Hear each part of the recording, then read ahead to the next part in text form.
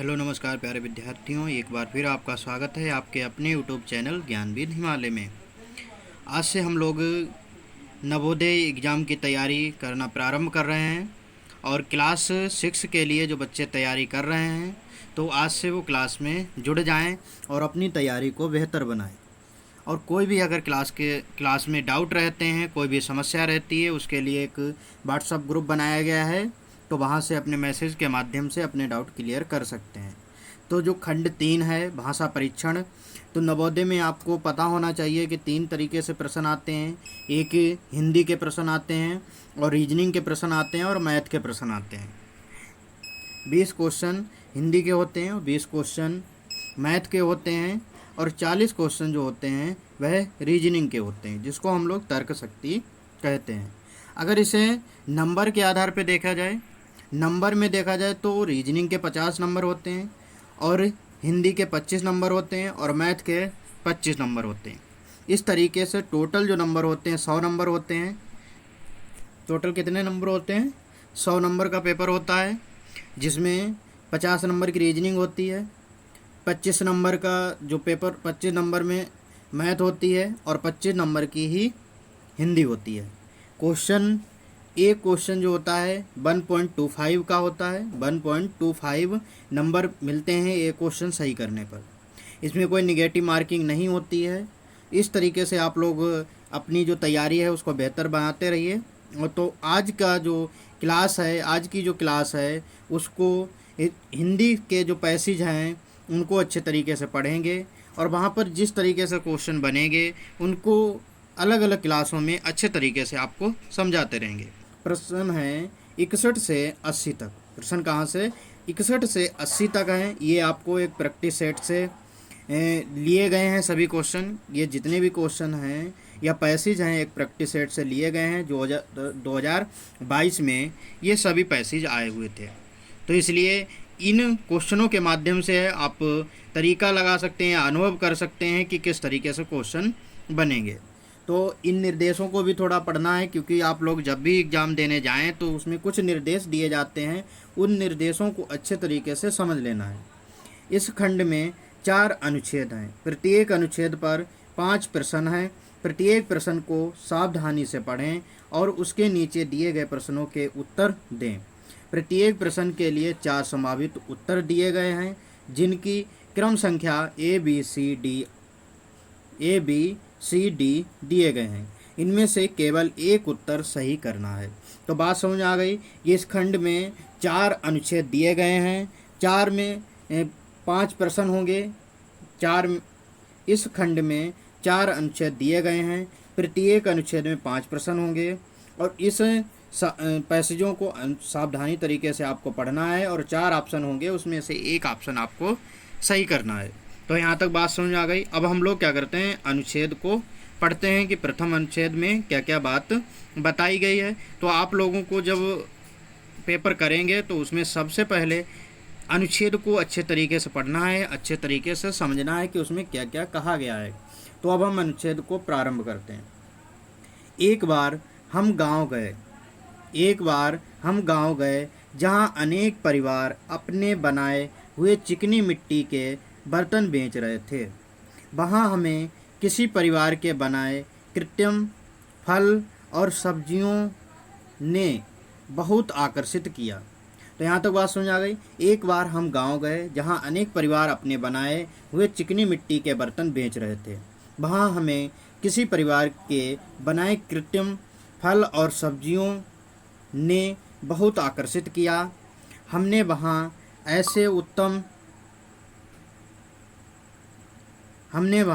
ऐसे उत्तम आकारों और रंगों के बने सेब, संतरे और टमाटर देखे कि असली और उनमें अंतर करना मुश्किल था। तो यहाँ तक बात आपके समझ में आ गई होगी। प्रत्येक ने उनकी बहुत प्रशंसा की। तो इस तरीके से आपको आसानी तरीके से पैसेज को पढ़ना है और फिर उन प्रश्नों को करना है।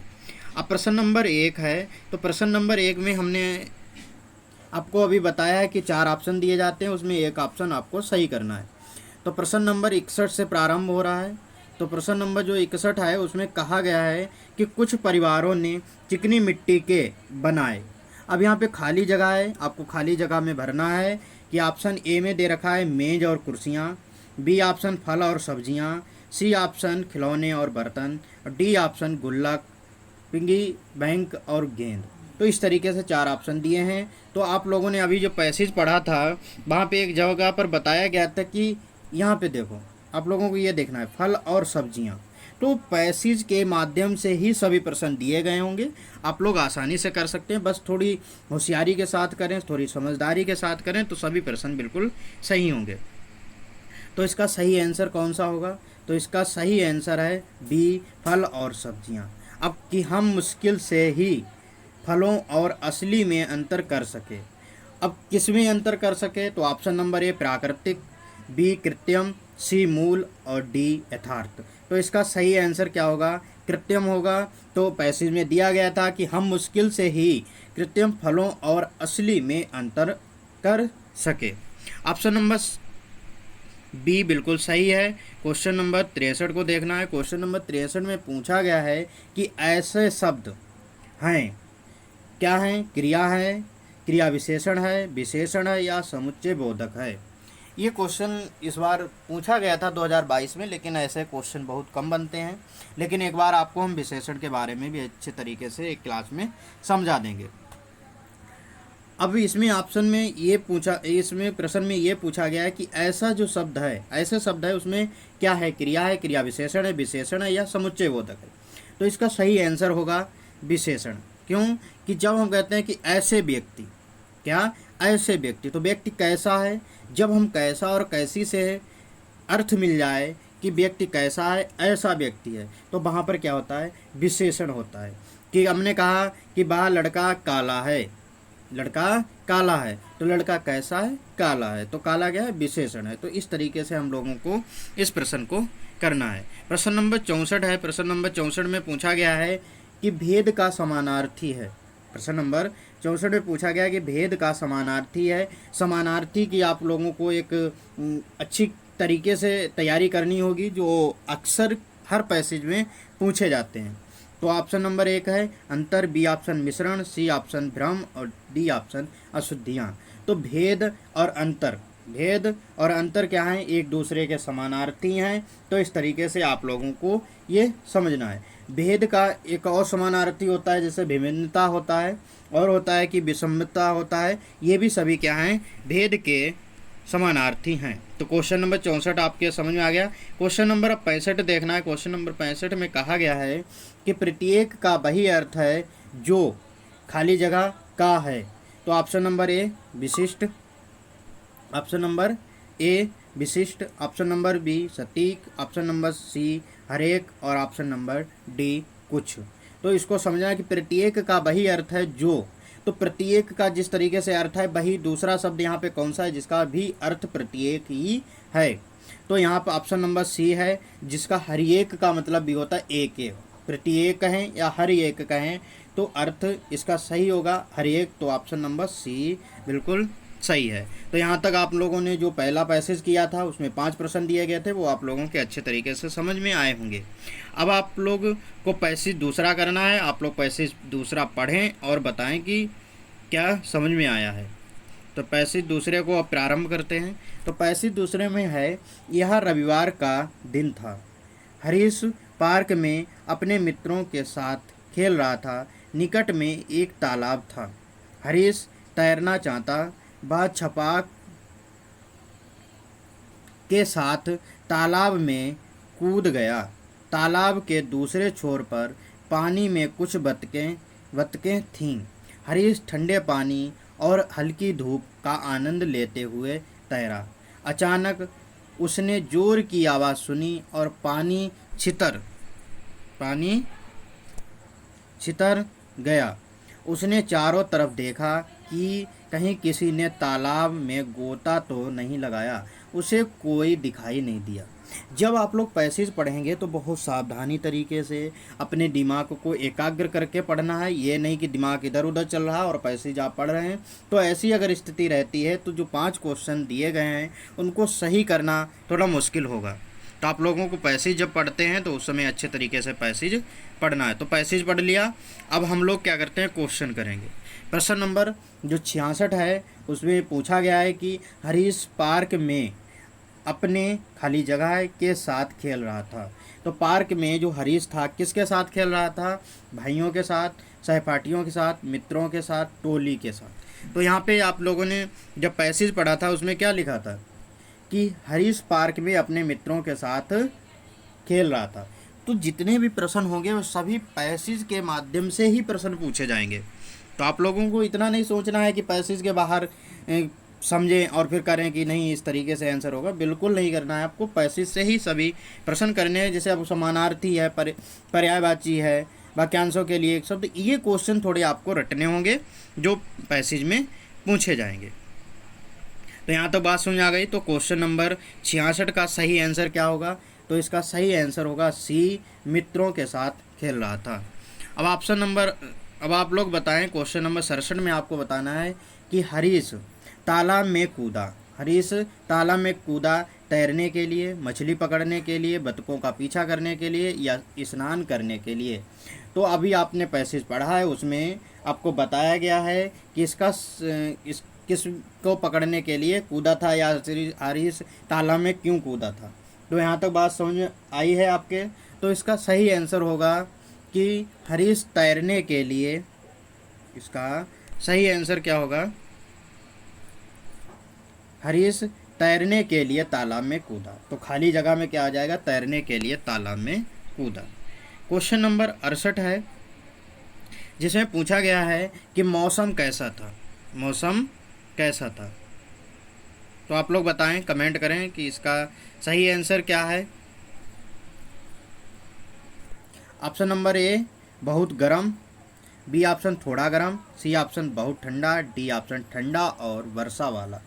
तो इसका सही आंसर क्या होगा, आप लोग कमेंट करें इसका सही आंसर क्या होगा। तो इसका सही आंसर होगा थोड़ा गर्म। क्या, थोड़ा गर्म। ये सभी बातें जितने भी प्रश्न हैं सभी ऑप्शन उसमें पैसेज में दिए गए हैं, तो आप लोगों को परेशान नहीं होना है। अब क्वेश्चन नंबर आप लोगों को 69 बताना है। क्वेश्चन नंबर 69 में तालाब में और कौन था। तालाब में और कौन था, कुछ बतखें, दो लड़के, हरीश के मित्र और मछुआरे। तो इसका सही आंसर क्या होगा, आप लोग बताएं। तो कुछ बतखें थीं। क्या थीं, कुछ बतखें थीं। तो इसका सही आंसर क्या हो जाएगा कि कुछ बतखें थीं। अगर आप लोगों को क्लास अच्छी लग रही है तो आज ही हमारे यूट्यूब चैनल ज्ञानविद हिमालय को सब्सक्राइब कर लें और अपनी तैयारी को बेहतर बनाएं। और जितने भी अगर आपके कोई भी डाउट रहते हैं, कोई भी आपकी समस्या रहती है क्लास में, तो उसके लिए व्हाट्सअप ग्रुप बनाया गया, उसको आप लोग ज्वाइन कर सकते हैं और अपने डाउट क्लियर कर सकते हैं। अगला क्वेश्चन है क्वेश्चन नंबर 70। क्वेश्चन नंबर 70 में पूछा गया कि गोता लगाना शब्द का वैसा ही अर्थ है जैसा कि या का। अब आप लोगों को बताना है गोता लगाना का मतलब क्या होता है। फिसलना, अचानक में गिर जाना, कोई गोता लगाना थोड़ी होता है। गिर जाना वो भी नहीं होगा। चढ़ना या कूदना। तो गोता लगाना, जब कूदेंगे तभी तो गोता लगाएंगे। तो इसका सही आंसर क्या है, सी बिल्कुल सही आंसर है। तो यहाँ तक आप लोगों के समझ में आ गए हैं। 70 प्रश्न कर लिए हैं। आप लोगों को अब बताना है, पैसेज 3 पढ़ना है और उसमें जितने प्रश्न हैं उनको बिल्कुल सही करना है। तो आप लोग अब पैसेज 3 पढ़ें, अनुच्छेद 3 को अच्छे तरीके से पढ़ें।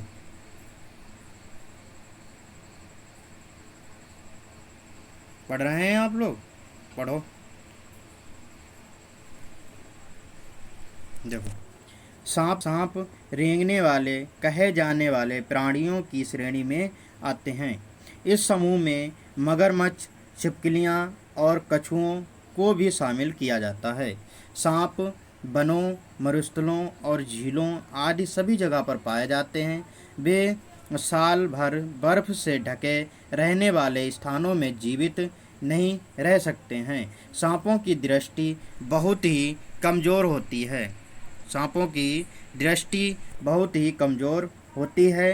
क्षति से बचने और भोजन पाने के लिए वे अन्य इंद्रियों का प्रयोग करते हैं। कुछ सांप अपनी नाक से सूंघते हैं, पर अधिकतर वे जीभ से ही सूंघते हैं। सांप का शरीर कोशिकाओं की परतों से बनी सल्कों से ढका रहता है। वर्ष में कई बार सांप अपनी मृत चमड़ी की बाहरी परत छोड़ देते हैं।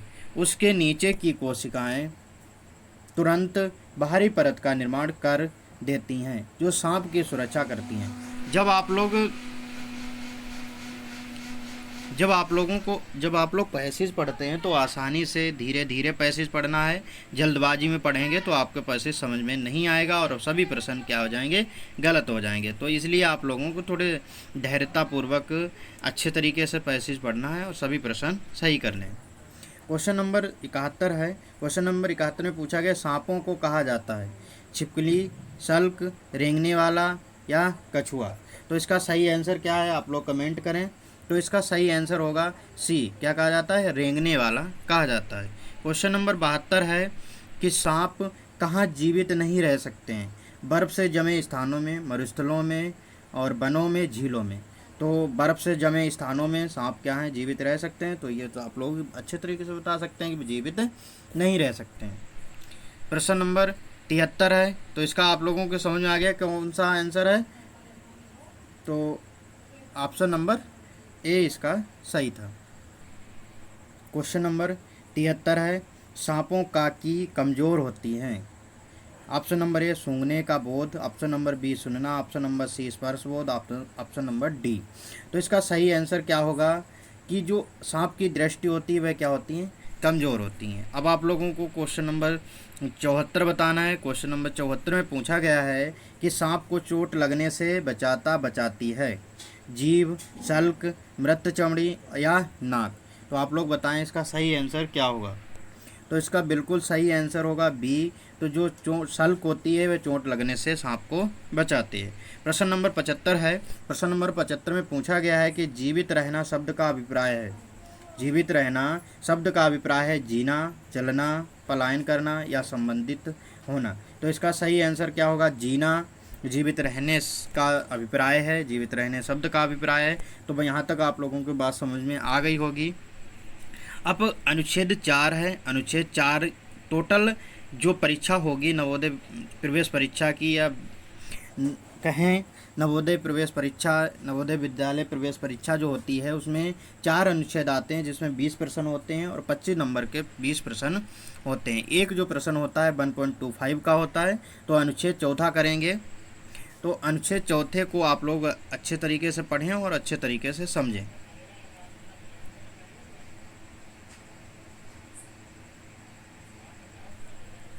क्योंकि जब तक अनुच्छेद अच्छे तरीके से नहीं पढ़ेंगे तब तक आप सभी प्रश्न सही नहीं कर पाएंगे। सब क्या, एक दो भी प्रश्न सही नहीं हो पाएंगे। तो इसलिए आप लोगों को अनुच्छेद को अच्छे तरीके से पढ़ना है।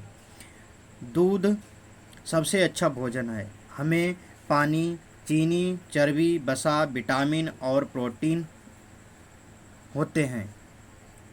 तो दूध में क्या होता है कि पानी होता है, चीनी होती है, चर्बी होती है, वसा होता है, विटामिन होता है और प्रोटीन होती है। लोग भिन्न भिन्न पशुओं के दूध पीते हैं। इंग्लैंड और अनेक अन्य ठंडे देशों में गाय होती है। अरब और मध्य एशिया जैसे गर्म शुष्क स्थानों में ऊँट होते हैं।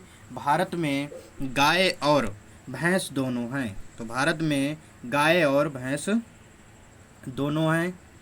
अनेक स्थानों पर बकरियां होती हैं। यदि लोग गाय और अन्य पशु रखते हैं तो उनको बहुत दूध मिलता है। दूध से वे मक्खन और चीज़ बना सकते हैं। यह ज़रूरी है कि जिस दूध का हम प्रयोग करते हैं वह शुद्ध है और विषाणु मुक्त होना चाहिए। अशुद्ध दूध से मानव शरीर को लाभ की बजाय हानि अधिक होती है। अशुद्ध जो दूध होता है वह मानव के लिए हानिकारक होता है। तो पैसेज आप लोगों ने पढ़ लिया। अब आप लोग प्रश्न करने हैं। प्रश्न बताइए कि इसका सही आंसर क्या होगा। तो पहला प्रश्न है क्वेश्चन नंबर जो 76 है, पैसेज जो 4 का क्वेश्चन नंबर पहला है 76 नंबर। तो लोग पशुओं का दूध पीते हैं, एक जैसे, समान, भिन्न भिन्न, उसी तरह। तो इसका सही आंसर क्या होगा, भिन्न भिन्न पशुओं का दूध पीते हैं। तो ऑप्शन नंबर बी बिल्कुल सही है। आप लोगों को 77 नंबर प्रश्न बताना है कि 77 नंबर में क्या होगा। स्थानों में ऊँट होते हैं। तो कौन सी जगह पर ऊँट होते हैं, शीतल जगह पर, जमे हुए, ठंडे, गर्म। तो जहाँ पे गर्म स्थान होते हैं तो वहाँ पे ऊँट पाए जाते हैं। तो इसका सही आंसर होगा सी, बिल्कुल सही आंसर है। 78 नंबर प्रश्न में कहा गया है कि यदि लोग, प्रश्न नंबर 78 में पूछा गया है कि यदि लोग गाय जैसे पशु रखते हैं तो उन्हें दूध मिलता है, बहुत कम, कम, थोड़ा, बहुत सारा। तो इसका सही आंसर क्या होगा, आप लोग बताएं। तो जो लोग गाय जैसे पशु रखते हैं तो उन्हें क्या मिलता है, बहुत सारा दूध मिलता है। क्वेश्चन नंबर 79 है। क्वेश्चन नंबर 79 में कहा गया है, यह है कि जिस दूध का हम प्रयोग करते हैं वह शुद्ध है। तो इसमें कौन सा सही होगा, आवश्यक, अनावश्यक, अनपेक्षित, गैर जरूरी। तो इसका सही आंसर क्या होगा, आवश्यक। यह आवश्यक है कि जिस दूध का हम प्रयोग करते हैं वह शुद्ध है। तो यहाँ तक बात समझ में आ गई है। अब प्रश्न नंबर जो 80 है, इसका आप लोगों को कमेंट के माध्यम से बताना है कि इसका सही आंसर क्या होगा। तो प्रश्न है, हानि का अर्थ के समान है, लाभ, क्षति, मरम्मत, स्थिर। तो हानि का मतलब क्या होता है, तो इसका जवाब आप लोग कमेंट के माध्यम से दे सकते हैं। तो उम्मीद है कि आज की क्लास अच्छी लगी होगी, और क्लास में अगर कोई भी डाउट आपके रहे हैं तो आप लोग हमारा व्हाट्सअप ग्रुप है जिसको ज्वाइन कर सकते हैं, उसकी लिंक आपको डिस्क्रिप्शन में दे दी जाएगी। तो आज से जो क्लास है नवोदय प्रवेश परीक्षा के, नवोदय विद्यालय प्रवेश परीक्षा की क्लास रेगुलर चलेंगे। तो आज से आप लोग क्लास को ज्वाइन करिए और अपने दोस्तों को भी शेयर करिए जो लोग बिल्कुल फ्री में तैयारी करना चाहते हैं। धन्यवाद।